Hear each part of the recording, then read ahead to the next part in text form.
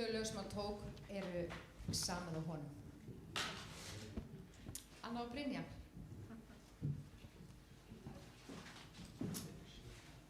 Og þegar þær eru búnar, þá kemur Svandís með jólasögu.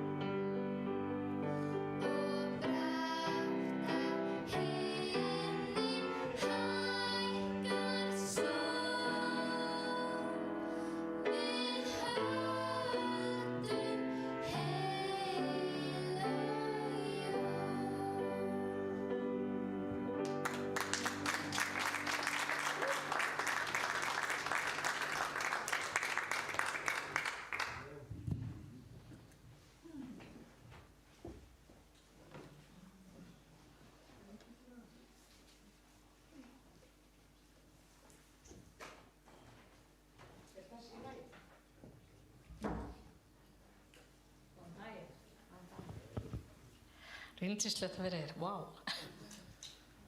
Guð er góður. Það er yndislegt að hafa sér síma, þurfa ekki að burðast með eitthvað mikið, en þeir geta líka brugðist manni stundum. Já, mér langaði að lesa svona smá jólasögu. Og þessi jólasaga heitir Skósmiður Panov. Það var aðfangadagskvöld, langt í burtu héðan í tíma og rúmi. Hlý og mjúk birtan féll út úr gluggan húsanna. Það var sungið. Það var hlátur mikill og þegar jólapakkarnir voru opnaðir, en skósmiðurinn í þorpinu, hann Panov, var einn heima. Kona hans var dáin og börnin uppkomin og flogin úr hreiðrinu. Og þarna sat hann einn með Biblíuna í kjöltu sér og las jólaguðspjallið sér til huggunar og ánægju.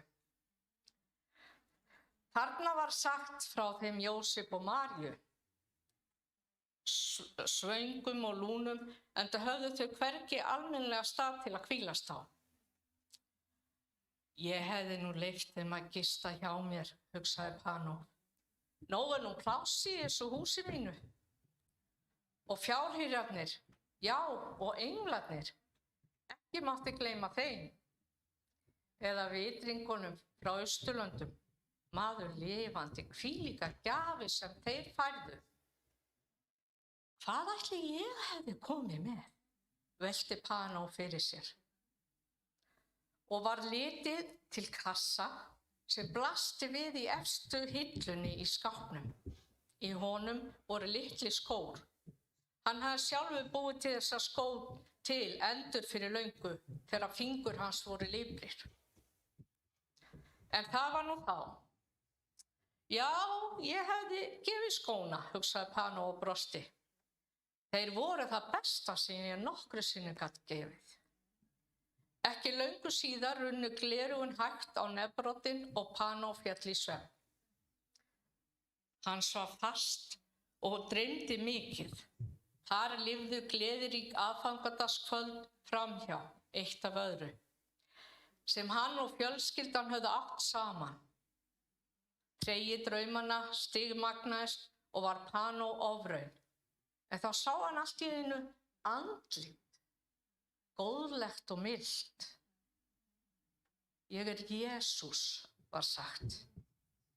Ég hef séð eimsemd þína og sorg. Á þessum jólum mun ég koma til þín, Panov. Gamli maðurinn hrökk upp.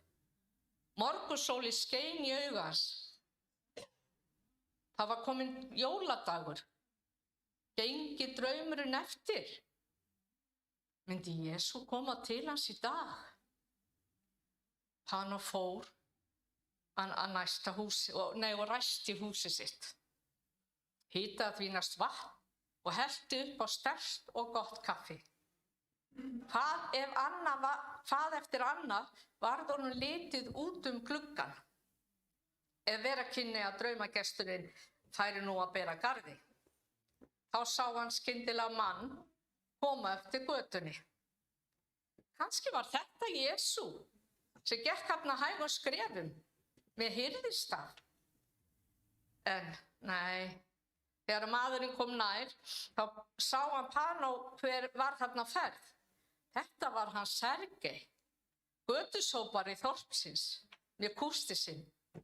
Hann átti aldrei frí. Panov opnaði dyrnar og kallaði til hans. Mér sýnist þér vera kastvinur.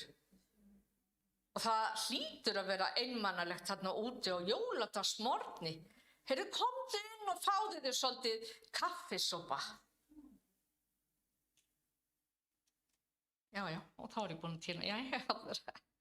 Hann flýtti sér til Panovs, dustaði snjóinn af fötunum og nuddaði bláa fingurna. Skósmiðurinn rétti honum kaffifattinn og haldandi sjóðheitu ílátinni milli dofinna handana lét hann götusópara notalega strókinn leika kalt andlit sitt. áttu að vera götu sópari náttúrulega. Sergei drakk kaffið hægt og naut þess. Pano ræddi við hann kurteislega og sagði honum meðal annars frá drauminn, en fylgdist þó grannt með umferðinni úti fyrir á sama tíma. Ég vona að draumurinn rætist, sagði götu sóparinn að lokum, en ég verð að halda áfram. Bestu þakki fyrir kaffið og þægilegheiti. Hann óskaði Pano innilega gleðilegur jóla. Síðan var hann rokinn til vinnu sinnar. Tíminn leið, 1 stund, 2, 3 og lífið færðist í götuna. Pano setti pott yfir eldinn og sauð kálsúpu. Hann sá nágrannana fara í heimsókn til ættingja og vina, en ekkert bólaði á Jesú. En þarna var ókunnu stúlka á ferð, gekk hægt og bar eitthvað í fanginu. Hún var tötrum klædd og því skjálfandi í hinu miklu frosti. Pano opnaði dyrnar aftur hjá sér og kallaði: Æ, komdu inn, vina mín. Komdu og yljaðu þér. Og aftur var hellt upp á kaffi. Jafnframt bað hann stúlkunum að vera sem næst ofninum og vildi taka það sem hún var með í fanginu til að létta henni byrðina. En hún lagði það bara fastar að sér. Áður, þá heyrðist skyndilega grátur. Barnið mitt svangt, hvíslaði móðirin unga. Pano brast skjótt við og hitaði mjólk. Stúlkan gaf barninu að drekka og tók ábreiðuna utan af því. Pano sá að það var ekki í neinum skóm. Honum var strax hugsað til litla kassans í eftir skáphillunni. Teygði sig upp og náði í hann og rétti stúlkunni. Nei, ég get ekki tekið við þessu, sagði hún klökk. Þeir eru allt of fallegir og ég á þetta ekki skilið. Æ, gerðu það vegna bassis, bað Pano. Það eru nú einu sinni jólin. Þegar stúlkan var farin, leit hann aftur út gluggann. Það var byrjað að skyggja og enn bólaði ekkert á Jesú. En beklarar ráfuðu götuna og vættu þess að einhverjir rétti að þeim smá glaðning. Og í 3. sinn lauk Pavo upp dyrunum sínum. Hann átti jú þessa kálsúpu sem líka var þegin með gleði og borðuð af hjartans list. Síðasti betlarinn yfirgaf húsið þegar myrkur var skollið á. Pano var orðið mjög þreyttur. Hann var enn daprari en kvöldið áður og hafði sjaldan verið jafn einmana og nú. Eflaust hafði þetta bara verið draumur. Þarna nóttin áður, ekkert annað. Það hlaut eiginlega að vera úr því sem komið var. En á svipstundu fann Pano að hann var ekki einn. Hann leit upp og þarna var sama andlitið og fyrir. Jesús stóð í gættinni. Þegar ég var hungraður, gafstu mér að borða, sagði hann. Þegar kuldi sótti að mér, bauðstu mér inn í hlýjuna. Og þegar ég var nakinn, klæddirðu mig. Ha, sagði Pano, hvernig gerði ég þetta? Jú, þú bauðst götusóparunum inn til þín í kaffi og betlararnir fengu hjá þér mat og dýrmætustu skóna þína gafstu fátæku barni sem kuldi næddi Í þessu öllu reyndist þú mér sem bróðir. Og Jesús brosti. Gleðileg jól, Pano, sagði meistarinn á lokum og hvarf svo út í nóttina. Þegar ég var að lesa þessa sögu, það fannst mér nú svo yndisleg. Og ég fór að hugsa það, hversu oft ég reyni að halda eða gera eitthvað svona fyrir þá sem að minna meira sín. Ég að reyna eða gefa eða gefa eitthvað af mér til hinna fátæku eða þá sem að minna mega sín, eða hver sem er. Ef ég vond við einhvern, þá ég vond við Drottin vegna þess að við erum sköpun Guðs. Og mér langaði svo bara til að minna okkur á þessi jól og bara alltaf reynum að líkjast Jesú og feta í hans fótspor og vera góð hvort við annað. Ekki að tala illa hvort annað og ekki að koma illa fram við hvort annað. Drottinn blessi ykkur. Amen.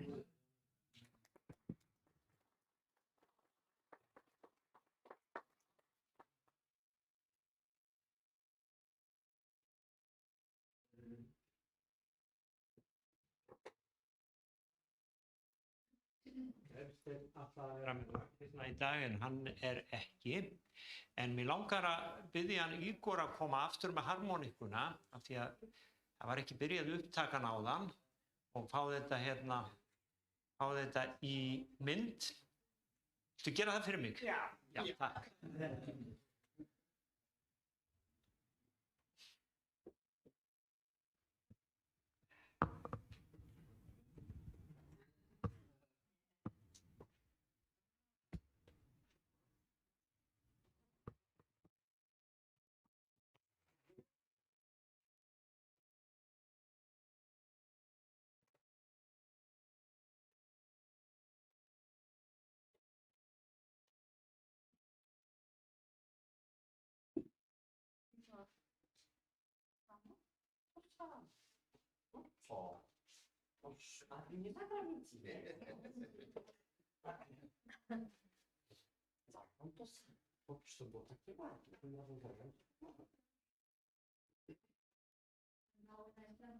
It was a private conversation.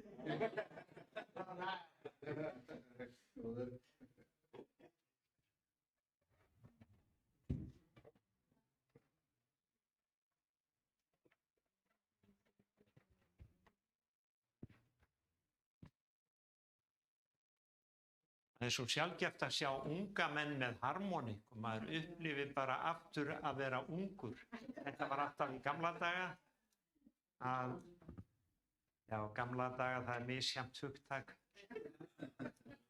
Ég heyri stundum krakka tala gamla daga. Ok. Ok, en núna getum við klappa svona.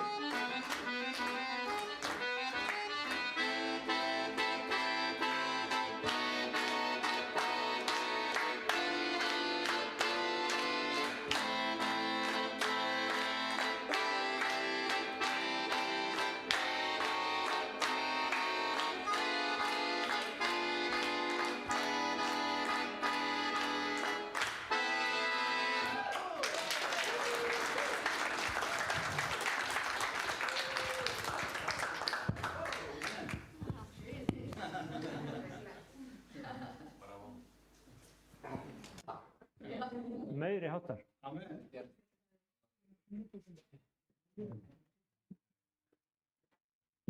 Já.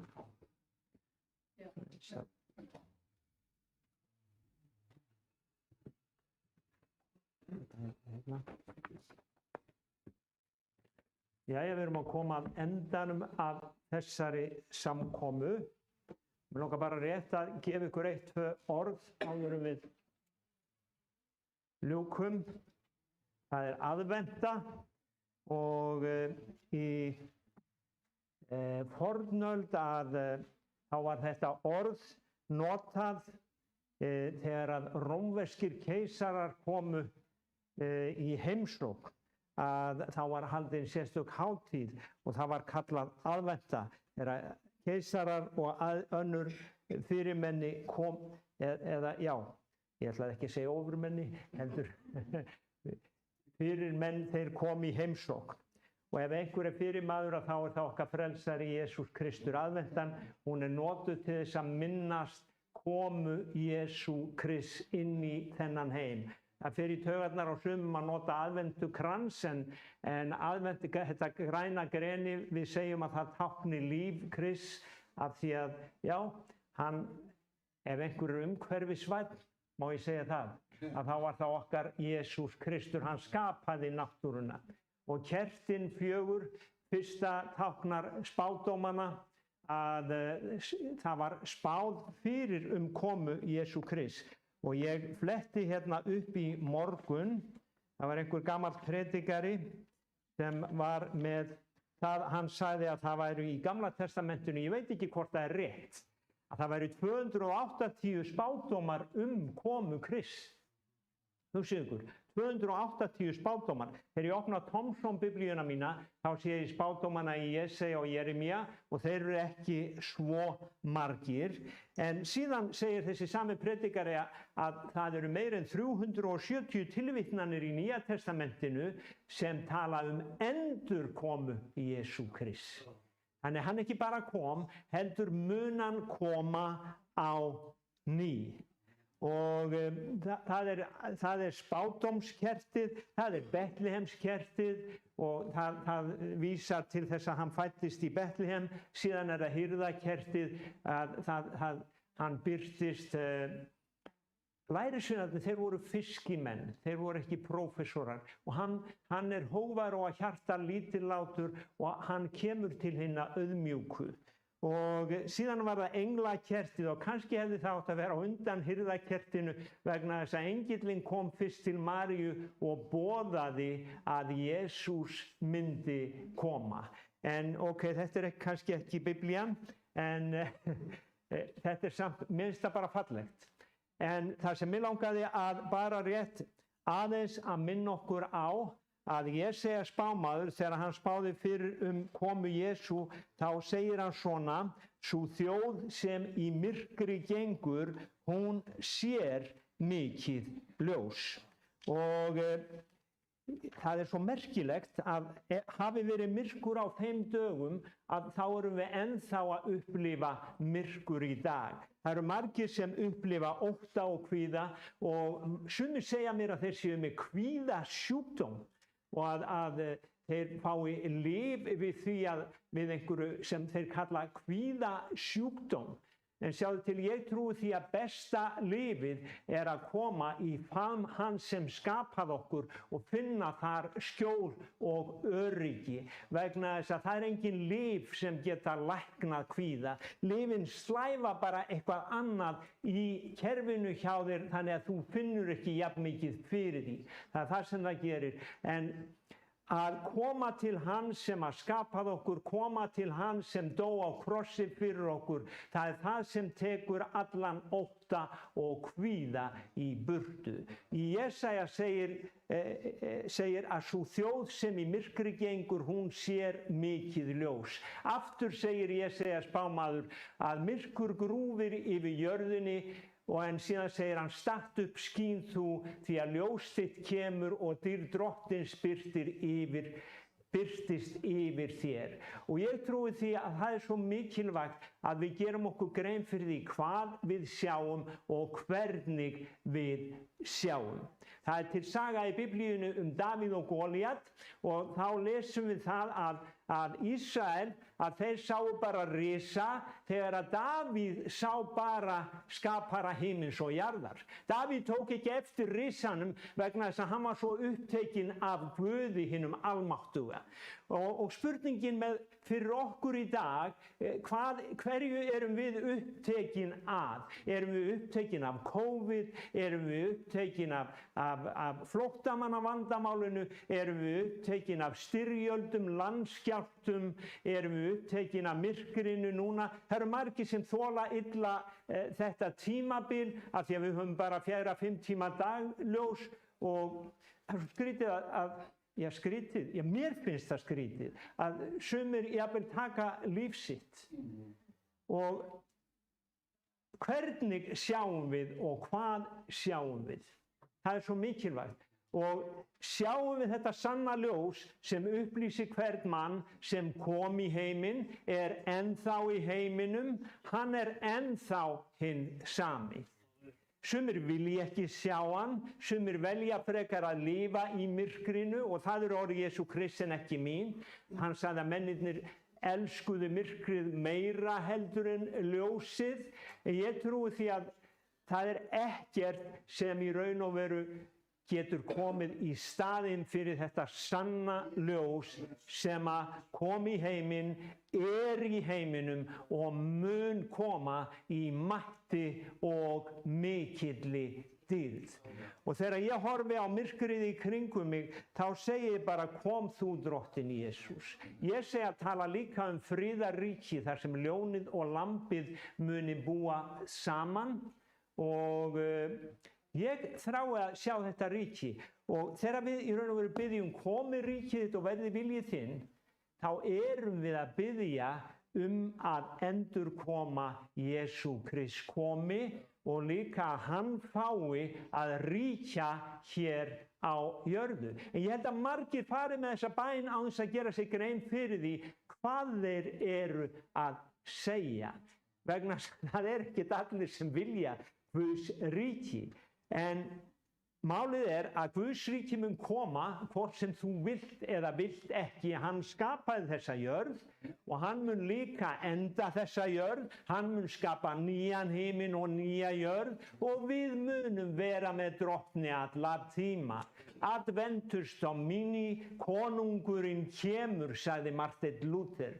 Og það þýðir að það konungur sem að koma og núna í skammdeginu að þá finnst mér svo gott að bíða komu konungsins og vita það og fullvissa sjálfa mig og aðra að hann að koma.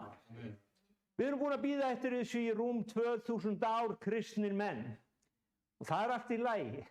Hann kemur, hvort það 2000 ár, 3000 ár, 100 ár, hann mun koma. Þeir biðu lengi eftir fyrri komu hans, því var spáð.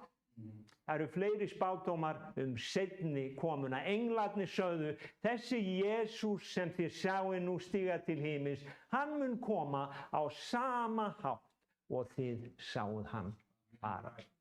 Og það þessi von sem við eigum og það þetta sem við þurfum að horfa á, kæru vinir í dag, að Jesús, hann meiri heldur en það sem menn kalla COVID. Og menn segja við mig, heyrðu, hvað ertu að segja? Það eru kristnir sem deyja líka úr COVID. Ef að kristnir deyja úr COVID, þá fara þeir til að vera með Jesú. En þeir kristnir sem hafa trú fyrir því að Jesús sé meiri en COVID, að þeir einfaldlega deyja ekki úr COVID. Og sagan segir okkur það. Það var kristinn maður í Afríku og ég þreytist aldrei á að nefna hann þegar svartidauði eða spænska veikin gekk yfir. Og fólk hrundi í umvörpum.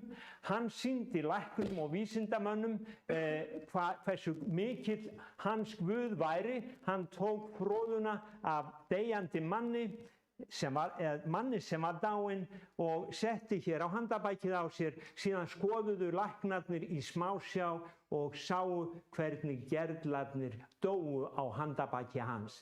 Þessi sótt olli öllum öðrum dauða en þessi maður sem sagði að það engin meiri heldur en minn Guð. Sýklarnir dóu þegar þeir snertu hann. Dýrð Guðs var yfir honum. Og þó að myrkur grúfi yfir jörðinni, þegar menn standa upp í trú á þennan mikla dýrðarinnar Guð, að þá ekkert sem getur sigrað. Það ekkert sem í raun og veru getur unnið sigur á þeim. Og þess vegna segi ég alltaf að okkar Guð meiri sá sem í mér en sá sem í heiminum Og trú mín, hún sigurinn, hún hefur sigrað heiminn. Og ég vil horfa á ljósið í skammdeginu, vegna þess að sú þjóð sem í myrkri gengur, hún sá mikið ljós, hún sér mikið ljós, hún mun sjá mikið ljós þegar hún sér Drottinn koma á skýjum himins. Og þess vegna vil ég bara enda þetta á að segja Immanuel, og við ætlum að syngja það, Guð með oss. Immanuel, hann var sendur hér til jarðar, hann ósýnilegur núna, hann var sýnilegur, ósýnilegur, verður aftur sýnilegur. Það okkar Kristur. Og það hann sem við minnumst, og það hann sem við ekki bara minnumst, við göngum með honum. Amen. Við ætlum að syngja hérna 2-3 kóra af lokum og svo endum við.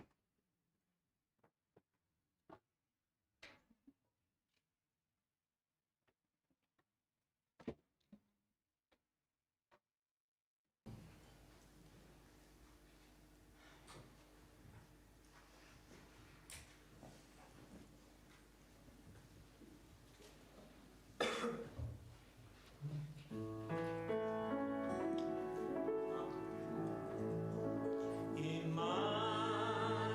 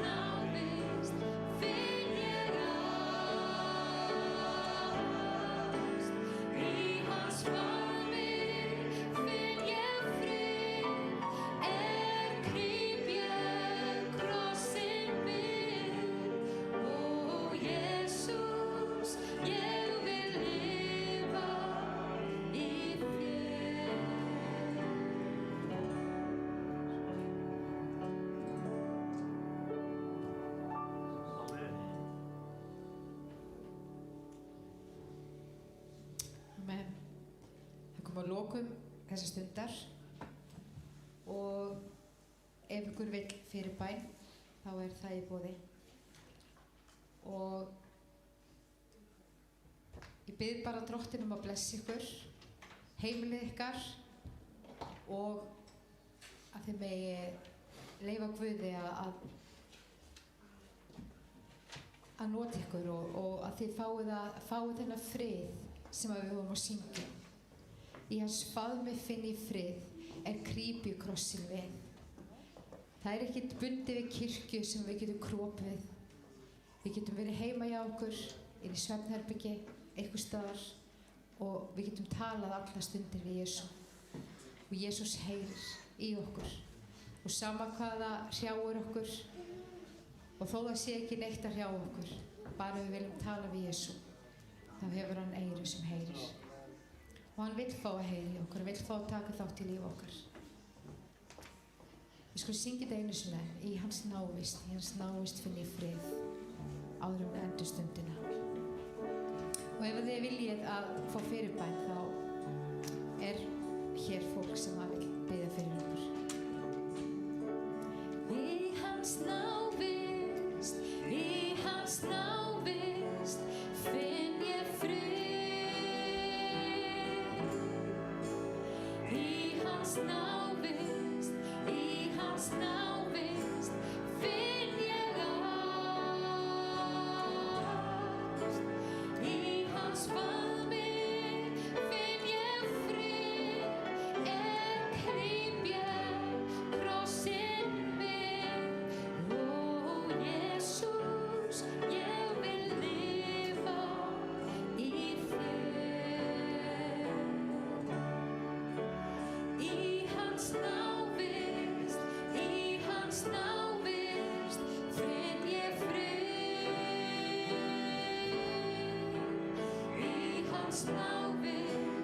Í hans návist finn ég ást. Í hans faðmi finn ég frið, krýp ég krossinn við. Ó, Jesús, ég vil lifa í þér. Í hans návist